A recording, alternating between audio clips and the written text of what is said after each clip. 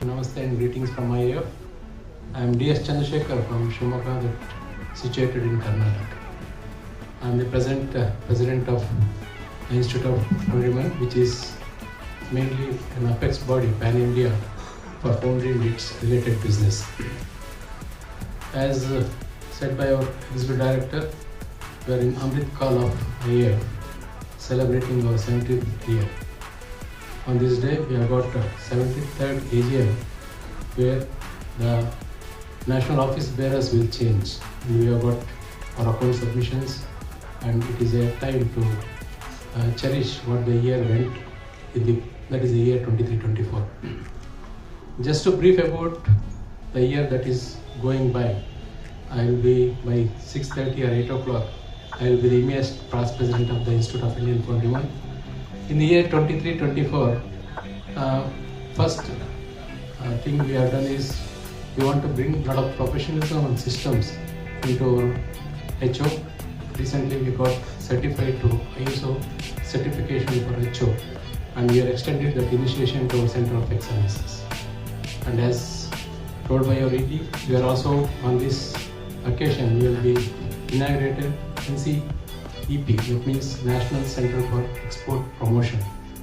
Just to inform about why we have taken that initiation at Kolkata, India though is a foundry hub, the export is just 4 to 6% across globe.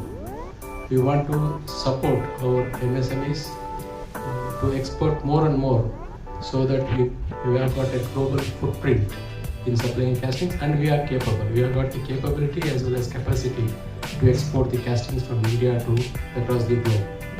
That's one thing, and we also. Friends, as you know, that today is a day when the change of guards takes place at the Institute. We have Mr. DS Chandrasekhar, who is signing off after a very successful stint of 1 year. Mr. Agarwal is taking over from him. The purpose of getting you here is to not only inform you about the change of guard, but to tell you that this institute is celebrating its 75th year, and it's one of those rare institutes or associations or bodies which for 75 years has remained stable in Calcutta and has been a part of Eastern India and grown all over, to not only just the Indian borders but beyond, as we are members of the World Foundry Organization, and we are recognized the world over as one of the most powerful foundry body of the world. India is the second largest producer of castings. We are doing about 12 million tons of castings every year, second to China, which is at the moment at around 36 to 40 million. I think Ravi ji has already mentioned what we are today or what we have achieved in this last 75 years, and he rightly said this is our Amrit Kal year. We are celebrating 75th year of the association. So a lot of work has been done, but I think a lot more has to happen. There's a lot more opportunity which we are seeing, and that's why this association, this organization becomes very critical to take the opportunity and capitalize it for its members. Our president, Mr. Chandrasekhar, in the last 1 year has done a lot of work, put in a lot of foundation, and I think we need to build on that foundation. So one of the main things which he has started or is being announced today is the establishment of the NCEP, which is the National Center of Export Promotion, which is going to be housed in our head office in Kolkata, not far from this place, a stone's throw from here. And we are having a lot of hope on using the NCEP to bring in those international opportunities to our members. So that is one of the big points or big steps we want to take in this year, is to operationalize and bring benefit to our members through that. Second thing, we have more than 4,000 members today in the foundry industry or related to the foundry, and we want to capitalize on their expertise. So one of the other initiative which we plan to do is to create a collaborative approach where we are mixing the people from various regions, from various chapters, and asking them to come together, exchange ideas, talk about their knowledge, and disseminate that knowledge to the members and to the industry overall. Because if we have to grow, we have to create additional capabilities. We have a lot of capabilities, but we have to create more capabilities. For that, we need knowledge. We have the knowledge, but it's probably siloed in various small locations. We need to bring that silo out into the open and make other people use that knowledge to grow furthermore. Today evening at the formal ceremony, which will, recognize the 75th year of the Institute. Normally what was happening in the Eastern region was looked at as a fading region, in the sense of industry-wise or whatever. But now things have changed and we have created that excitement all over about the information about the growth of the East. You can see railways, with the coming of the new express trains and the fast bullet trains and Vande Bharat, what has happened is West Bengal and Eastern region of India has gained a lot. Most of the steel foundries catering to the railway industries are based here in Eastern India. And similarly, the Har Ghar Jal Se Nal, Nal Se Jal, that is the program of our Honorable Prime Minister, and most of the foundries are located in the East, which are manufacturing the ductile iron pipes and fittings. So the growth of the East is imminent, and capacities are doubling. And to get this excitement even more, we have a major event, which is an annual flagship event of IIF, which is the Indian Foundry Congress and the Indian Foundry Exhibition. And that's going to happen on February 7th, 8th and 9th of February 2025. More about this from our Chairman of IFC, Mr. Vijay Beriwal. IFC Indian Foundry Congress and Exhibition is taking place in Eastern region in Milan Mila Prangon on 7th, 8th and 9th of February 2025. This is a mega event, and this is the event from where the industry comes closest to the technology.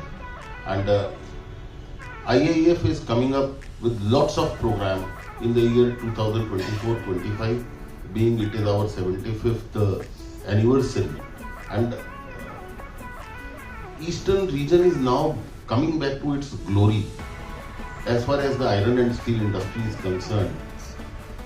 Most of the new foundries, new technologies coming up here. As we all know that sanitary casting export from Eastern region is the highest in the country, and that too to the most developed, underdeveloped, and whatever the countries in the world over, we can see the sanitary casting from Howrah everywhere in the world. I can say that this 73rd IFC will be a milestone, and it will be a bridge between the technology and the industry. IIF is always committed to bring the latest technology to the doors of the industry. I'll just say one very small thing, that the concept of this Indian Foundry Congress and Exhibition, it rotates to all the regions every year. Once in East, once in West, then in South, then in North. As we heard from our President, that in 2024 February it took place in Bangalore. So the real concept is there are so many academicians, students who really wants to see the latest technology, or the small industrialists who cannot travel the world over, the nation over. We from IIF bring that technology, those new equipments to the doors of that region, so that it comes closest. Being the iron and steel industry is basically MSME. All A and B consist of almost over 8,000 square meters, and we have sold over 70%, and we'll be definitely selling everything by the end of this year. So we expect, at least about 300 exhibitors from all over, not just India, but also from overseas participation, and over 10,000 visitors who will be coming and actually experiencing and networking with the industries in the Eastern India. and it's definitely going to be a mega event because we cover defense castings, railway castings, water management castings, and export castings besides the new technologies which are going to be there. We have amongst us... I think, yes, the whole purpose is that this show is something very exceptional. We have, as you mentioned, a lot of international players will be coming in. The best technologies and the best manufacturers that India has to offer. And more important is we are also bringing in the best global players from around the world to showcase their equipment, their technologies. This is what the Indian said. Networking, the whole industry from all over India comes together to see how to move forward together. What is the vision to move forward? It's a cooperative competition. Everybody wants to do their best, everybody wants to get ahead, and everybody's working for the interest of the country to take it forward. So this is really going to be a show that is going to be one to remember, and we look forward to hosting it and to making it a complete success. Actually, we have heard all the detail about the Institute of Indian Foundrymen, and they are performing, they are working for a long year, and this is the year of 75 years celebration. Eastern region, there is a chapters, Howrah chapter, Kolkata chapter, Jamshedpur and Durgapur chapter. This is the composition of the Eastern region, and we are doing so many events, and on 25th 2025 there is a mega event in IFC, Indian Foundry Congress 73rd. We are hoping we will do best from our end, and we will see that will be a successful and a grand event, and thanking you all for presenting here, and thank you. Of Indian Foundrymen. The industry has been growing a lot during the last couple of years, and there is a very good bright future for the industry and its members. As Raviji has already mentioned that China being the leader worldwide, India is following up to catch with China and grab the difference between the two countries' productivity.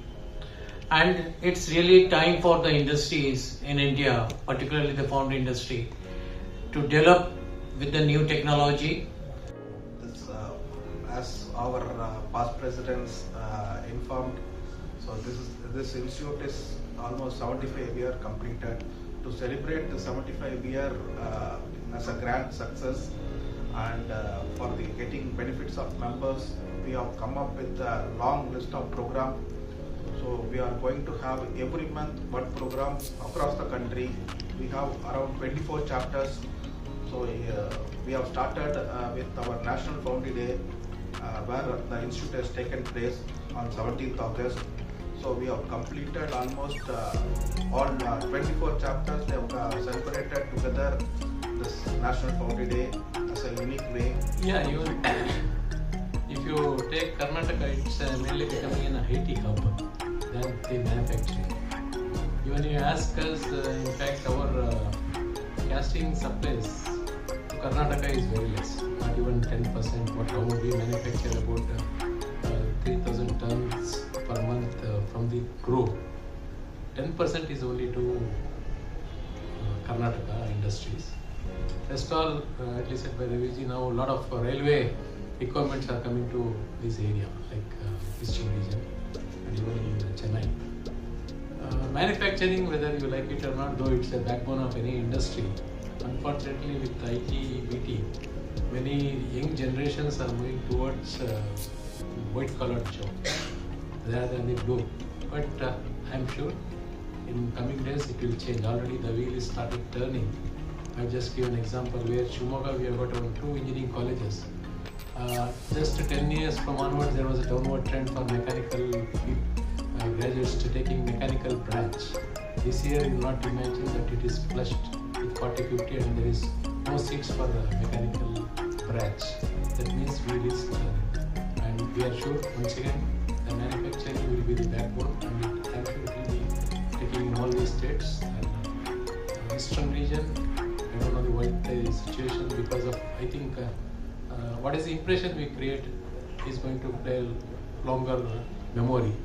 I think backing out of Tata Tatas from here is, I think, is the main cause why the industries. I am not very particular, but it is happening. And apart from that, in Karnataka, the support for industries, especially on the where industries manufacturing wants the main input is electricity. That is well taken care by including the commercials as well as the availability from past 10 to 15 years, and that's one that's keeping us afloat.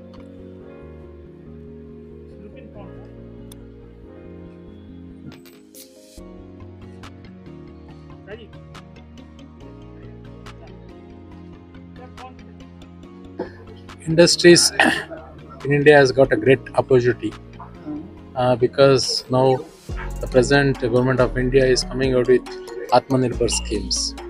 If you take defense, earlier we used to be the importers.